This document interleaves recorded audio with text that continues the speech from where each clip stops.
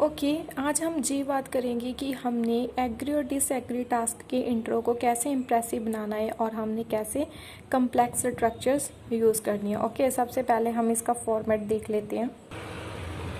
Okay इसके format में क्या होता है, सबसे पहले हम जनरल लाइन लिखते हैं।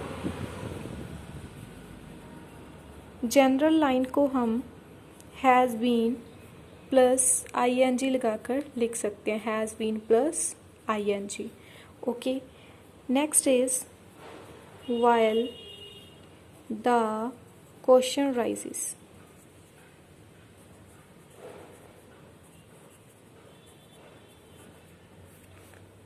This is common line. ये आपकी कॉमन लाइन है, इसलिए आप इस लाइन को कॉपी कर सकते हो। सबसे पहले आपने जनरल लाइन लिखनी है। जनरल लाइन में आपने has been plus ING use करना है। उसके बाद में आपने while द क्वेश्चन राइज लिखना है। उसके बाद आपने डिस्पाइट की स्ट्रक्चर यूज़ करनी है। डिस्पाइट का मीनिंग क्या होता है? बावजूद। मीन्स आपने एक थिंग होने के बावजूद भी आपने कोई दूसरा काम करना है, ठीक है, उसको बोलते हैं डिस्पाइट। और अब हम डिस्पाइट बीइंग यूज कैसे करते हैं। सबसे पहले तो हम हमारा क्वेश्चन देखते हैं क्या है। हमारा क्वेश्चन क्या है? Some people believe that air travel should be restricted because it causes serious pollution and uses up to the world's fuel resources. To what extent do you agree or disagree? अब इसमें हमारा question क्या है कि कुछ लोग believe करते हैं कि जो एयर ट्रैवल है वो लिमिट में होनी चाहिए। बिकॉज क्यों होनी चाहिए? Because J serious pollution create करता है। मीन्स जे वाली लाइन एक्स्ट्रा है, उन्होंने बिकॉज करके बताया हुआ है। कोई भी लाइन बिकॉज हो, सच एज हो, लाइक हो, वो वाली लाइन एक्स्ट्रा होती है। हमारा मेन क्वेश्चन क्या है कि कुछ पीपल सोचते हैं कि हमारे जो एयर ट्रैवल है वो रिस्ट्रिक्टेड होनी चाहिए, मीन्स लिमिटेड होनी चाहिए, बिकॉज ये पोल्यूशन क्रिएट करती है। तो इसमें बात क्या हुई है? पोल्यूशन की हुई है ना। तो अब हमारी जनरल लाइन किस पर लिखेंगे? पोल्यूशन पर। तो हम जनरल लाइन कैसे स्टार्ट कर सकते हैं? Pollution has been increasing since last decades. जे तो आपकी होगी जनरल लाइन। उसके बाद मैंने क्या बोला था? जे लाइन आपने कॉपी करनी है। तो हम लिखेंगे while the question rises,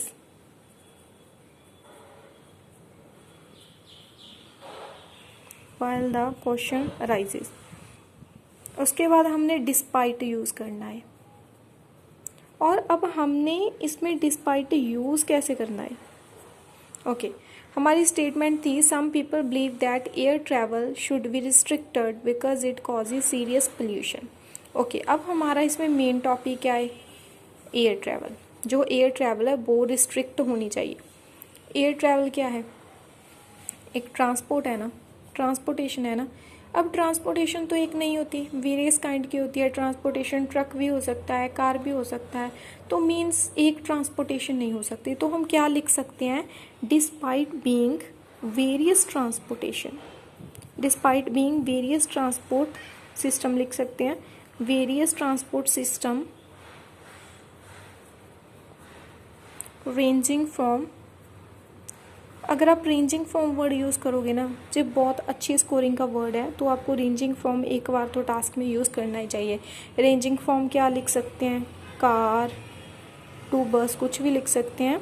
despite being various transport system ranging from car to bus who also create pollution,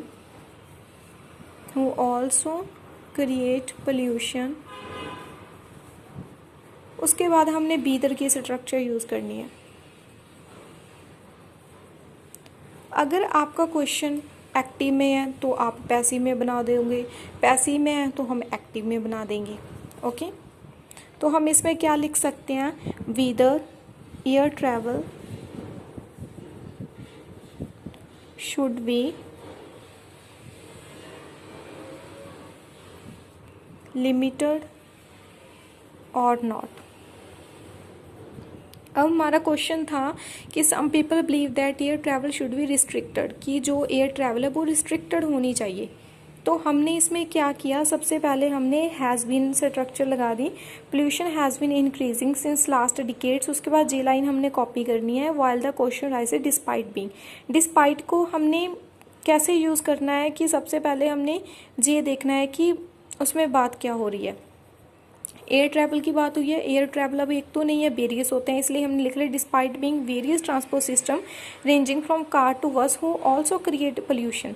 means हमने बोला है कि जस्ट एयर ट्रैवल ही नहीं है जो पोल्यूशन क्रिएट करती है, और भी बहुत सारे ट्रांसपोर्टेशन सिस्टम है, ठीक है। तो इसलिए हमने लिखा बीदर, मीन्स इतने सारे ट्रांसपोर्ट सिस्टम होने के बावजूद भी Bidar air travel should be limited और नॉट, मीन्स इतने ज़्यादा ट्रांसपोर्ट सिस्टम होने के बावजूद भी जो पोल्यूशन क्रिएट करते हैं, मीन्स हमें जस्ट एयर ट्रैवल ही रिस्ट्रिक्टेड करनी चाहिए या नहीं करनी चाहिए। ओके, उसके बाद हमने एग्री और डिसएग्री बताना है। इसके लिए आप एक फ्रेज़ यूज़ कर सकते हो, फ्रेज़ के हमें एक्स्ट्रा स्कोर मिलते हैं ICI/I। फ्रेज़ की एक्स्ट्रा स्कोरिंग होती है, ठीक है। अगर तो आप एग्री हो तो आप लिखोगे ICI/I, अगर आप डिसएग्री हो तो आप लिखोगे आई डू नॉट से I/I। आई डू नॉट से I/I। अब मैं इस चीज़ के साथ डिसएग्री कर रही हूँ कि जे ऐसा नहीं होना चाहिए, जे लिमिटेड नहीं होना चाहिए, तो मैं क्या बोलूँगी, I do not C I/I